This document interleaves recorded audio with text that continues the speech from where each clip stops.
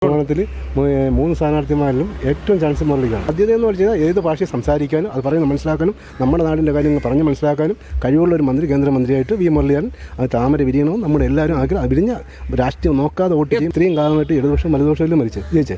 ഇവിടെ എന്ത് റോഡ് കിടക്കുന്നുണ്ട്, ഇവിടെ ഒരു പാലമുണ്ടോ, സ്കൂളുണ്ടോ, ഇവിടുത്തെ വികസനമുണ്ടോ? തുടർച്ചയായിട്ട് ജയിക്കുന്നവരാണ്. ഈ ജോയി അവിടുത്തെ MLA ആണ്. എന്താണ് ചെയ്യുന്നത്? എന്ത് ചെയ്യുന്നു? പക്ഷെ പ്രധാനമന്ത്രി സ്ഥാനാർത്ഥി ആനി രാജയ്ക്കും രാഹുൽ ഗാന്ധി തന്നെ അല്ലേ?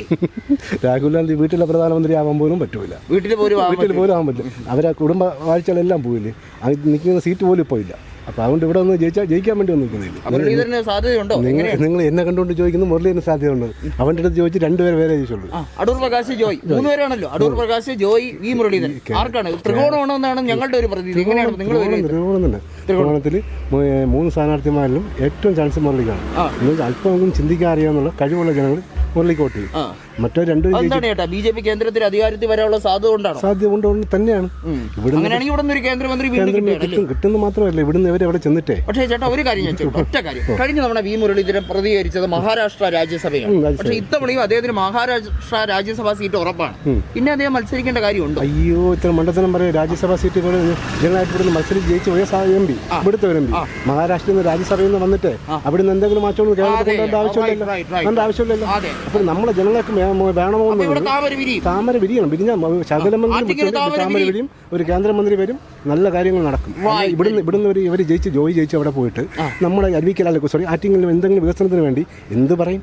മുകേഷ് കൊല്ലത്ത് പറഞ്ഞിട്ട് ഞാൻ ആംഗ്യ ഭാഷ കാണിക്കുന്നു, അഭിനയിച്ച് കാണിക്കുന്നു, ഇതൊക്കെ കാണിക്കും. എന്താണ് പറയുന്നത്? ആക്ടിങ്ങിലൂടെ കാണിക്കുന്നു.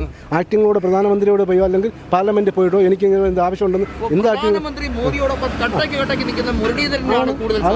സാധ്യത എന്ന് പറഞ്ഞാൽ ഏത് ഭാഷയെ സംസാരിക്കാനും അത് പറയുന്നത് മനസ്സിലാക്കാനും നമ്മുടെ നാടിൻ്റെ കാര്യങ്ങൾ പറഞ്ഞ് മനസ്സിലാക്കാനും കഴിവുള്ള ഒരു മന്ത്രി കേന്ദ്രമന്ത്രിയായിട്ട് വി മുരളീധരൻ അത് താമര വിരിയണമെന്ന് നമ്മുടെ എല്ലാവരും ആഗ്രഹം. വിരിഞ്ഞ രാഷ്ട്രീയം നോക്കാതെ വോട്ട് ചെയ്യും. 1000 വോട്ടായാലും മതി. ഞങ്ങൾ വലിയ ഞങ്ങൾ ജയിക്കണമെന്നൊരു ആഗ്രഹം. ആരും നമ്മുടെ നാടിന് നല്ല കാര്യങ്ങൾ നടക്കും. ഇവർ ഈ കാലം ഉണ്ടായ കാലം തൊട്ട് ഇടതുപക്ഷം നിൽക്കുക. അയാൾ ഇവിടെയുള്ള ആളാണ്, കഴക്കൂട്ടത്തുള്ള ആളാണ്. അതൊക്കെ ഈ പാർലമെൻറ്റ് മണ്ഡലത്തിൽ തന്നെ ഒരുപാട് ബന്ധുക്കളും സഹോദരങ്ങളും ഒക്കെ ഉള്ള ആളാണ്. നല്ല ബന്ധുക്കളുള്ള ആളാണ്. പിന്നെ ഇത്രയും കാലമായിട്ട് ഇടതുപക്ഷം വലതുപക്ഷത്തിലും മരിച്ചു. ഇവിടെ എന്ത് റോഡ് കിടക്കുന്നുണ്ട്, ഇവിടെ ഒരു പാലമുണ്ടോ, സ്കൂളുണ്ടോ, ഇവിടുത്തെ വികസനമുണ്ടോ? തുടർച്ചയായിട്ട് ജയിക്കുന്നവരാണ്. ഈ ജോയി അവിടുത്തെ MLA ആണ്. എന്താണ് ചെയ്യുന്നത്? എന്ത് ചെയ്യുന്നു? അപ്പോൾ നമുക്ക് വേണമെങ്കിൽ ഒരു വികസനം വന്നാൽ കേന്ദ്രം ഭരിക്കുന്ന പാർട്ടിയുടെ പ്രതിനിധി ഇവിടെ ഉണ്ടായെങ്കിൽ മാത്രമേ അത് നടക്കൂ. മുരളീധരൻ ജനങ്ങളുമായിട്ട് വലിയ ഒരു അടുപ്പത്തിലാണ്.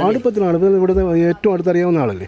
മാത്രമല്ല കഴിഞ്ഞ ഒരു 5 കൊല്ലമായിട്ട് അദ്ദേഹം മണ്ഡലത്തിൽ കേന്ദ്രീകരിച്ച് ചെയ്യാൻ ഒരുപാട് ബിസിനസ് കാര്യങ്ങൾ ചെയ്യാൻ, അദ്ദേഹം ഒരുപാട് കാര്യങ്ങൾ ചെയ്യാൻ ഒരുപാട് കാര്യങ്ങൾക്ക് വേണ്ടി ഇവിടെ വരികയും ചെയ്യും. ചേട്ടാ വേറൊരു ഇക്വേഷൻ കൂടെ ഉണ്ട്. കഴിഞ്ഞ തവണ BJP സ്ഥാനാർത്ഥിയായ ശ്രീമതി ശോഭാ സുരേന്ദ്രൻ 2.5 ലക്ഷം വോട്ട് 2,60,000 വോട്ട് പിടിച്ചു. അതാണ് ഞങ്ങളുടെ പ്രതീക്ഷ. അന്ന് വിജയിച്ചവർ 1 ലക്ഷം കൂടെ 2 സ്ഥാനാർത്ഥികളും കട്ട സ്ഥാനാർത്ഥിമാരാണ്. മറ്റേ അങ്ങനെ അല്ലായിരുന്നു, ഏകപക്ഷ വിജയമായിരുന്നു. ഇപ്പം 2 സ്ഥാനാർത്ഥി കട്ട. അപ്പോൾ ഞങ്ങൾക്കൊരു 30,000-40,000 വോട്ട് ഞങ്ങൾക്ക് വിചാരിക്കുന്ന അധികം വന്ന വിജയം ഉറപ്പാണ്. ഒരു 3.5 അടുപ്പിച്ച് വരണം. 3.5 അടുപ്പിച്ച് വന്നാൽ മാത്രമേ ഉറപ്പും. അവർ കട്ടയ്ക്ക് പിടിക്കുകയാണ്. അവസാനം ഇവരെ സ്ഥിരം ചെയ്യുന്ന അറിയാമല്ലോ. ഇടതുപക്ഷം BJP ജയിക്കുന്നവരെ ഒന്നുകിൽ കോൺഗ്രസ് ഇടതുപക്ഷം ഇല്ലെങ്കിൽ ഇടതുപക്ഷം കോൺഗ്രസ്. ഒന്നെങ്കിൽ കോൺഗ്രസ് ഇടതുപക്ഷത്തിന് മറിക്കും, അല്ലെങ്കിൽ ഇടതുപക്ഷം കോൺഗ്രസിലേക്ക് ആയിരിക്കും. ഇല്ലാത്ത പക്ഷം ഉറപ്പാണ്. ഇല്ലെങ്കിൽ ഒരു നിഷ്പക്ഷമായി ക്രോസ് വോട്ടിംഗ് നടന്നില്ലെങ്കിൽ BJPക്ക് അനുകൂലമാണ് ഉറപ്പായിരുന്നു. അത്രയും മുരളീധരൻ കോൺഫിഡന്റ് ആണ്. ഇന്നലെ ചാനൽ സർവേയിൽ വന്നിട്ടില്ലേ 28% പറഞ്ഞത്. 2 പേർക്ക് 36% പറയും. അപ്പോൾ ഇതിൽ മാറ്റം 6% വ്യത്യാസം വരുന്നത്. അപ്പോൾ 28%. നിങ്ങൾ ഓർക്കുക പ്രേക്ഷകർ, 28% വോട്ട് വി മുരളീധരൻ എന്ന രീതിയിലാണ് സർവേ പോളുകൾ. അപ്പം ഒരു 32-ലേക്കൊക്കെ ഉയർന്നാൽ അദ്ദേഹത്തിന് ജയസാധ്യത വർദ്ധിക്കും. നല്ല സാധ്യത ചിന്തിക്കുമെന്നാണ് ഉറച്ച വിശ്വാസം. നമുക്കറിയാം ചേട്ടാ, ഈ ആറ്റിങ്ങൽ ലോക്സഭാ മണ്ഡലത്തിൽ നമ്മൾ ഡിസ്കസ് ചെയ്യുമ്പോൾ ഏറ്റവും പ്രധാനം നെടുമങ്ങാട് മണ്ഡലമാണ്. നെടുമങ്ങാട് VV രാജേഷ് സാധാരണ ഈ അസംബ്ലി ഇലക്ഷന് BJPക്ക് അത്ര വോട്ട് കിട്ടുന്നില്ല. എന്നിട്ട് 36,000 വോട്ടുകൾ പിടിച്ചു. അതിന് മുമ്പ് 8 വർഷം മുമ്പാണ്. 3 ആയില്ലേ, 8 വർഷം മുമ്പാണ്. ആ വോട്ടെല്ലാം ഇപ്പോൾ വന്നു കഴിഞ്ഞാൽ ഉറപ്പാണ്. പക്ഷെ എന്നാലും ചേട്ടാ ചിറയും കിഴക്ക് BJPക്ക് ആശാനാഥ് നല്ല രീതിയിൽ ഒരു വോട്ട് പിടിച്ചു. പക്ഷേ എന്നാൽ പോലും ചേട്ടാ ഈ വർക്കലയൊക്കെ കിടക്കുകയാണ്. അതൊരു വലിയ ബാലികറ വർക്കലയും ആറ്റിങ്ങലും ഒക്കെ വർക്കലയിലൊക്കെ നല്ല വർക്കാണ്, നല്ല വർക്കുമാണ്. വർക്കലൊക്കെ വി മുള്ളിൽ അത്യാവശ്യമായിട്ട് സ്വാധീനം അത് അവിടെ അല്ലേ, അതുകൊണ്ട് നല്ല സ്വാധീനം തീർച്ചയായിട്ടും. കാരണം 3 പേരും പ്രതികരിക്കുന്ന ഒരേ ജാതി. അപ്പൊ ജാതി പറയുന്നത് അല്ല, ഞാൻ പറയുന്നത് അതൊരു ഇക്വേഷനായിട്ട് പലരും അതിന് ഇക്വേഷനായി കിടക്കും. ഏറ്റവും ഗുണം ചെയ്യുന്ന മുരളികളാണ്.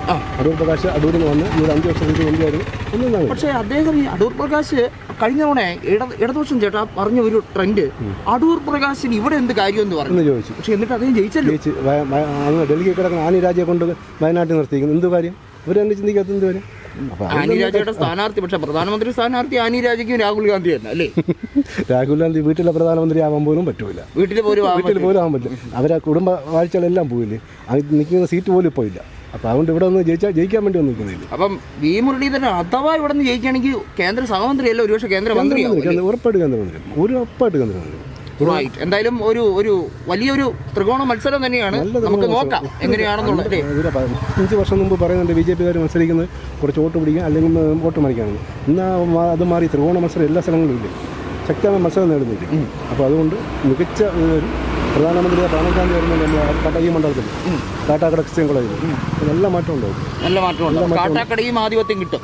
കാട്ടാക്കട ശരിക്കും BJP-ക്ക് നല്ല വോട്ട് ഷെയറുണ്ട്. കൃഷ്ണദാസിന് 38,000 വോട്ട്, ഒരിക്കലും 50,000 അടുപ്പിച്ച് വോട്ട് കിട്ടിയ സ്ഥലമാണ്. അതുകൊണ്ട് ആ സാഹചര്യമൊക്കെ മാറി.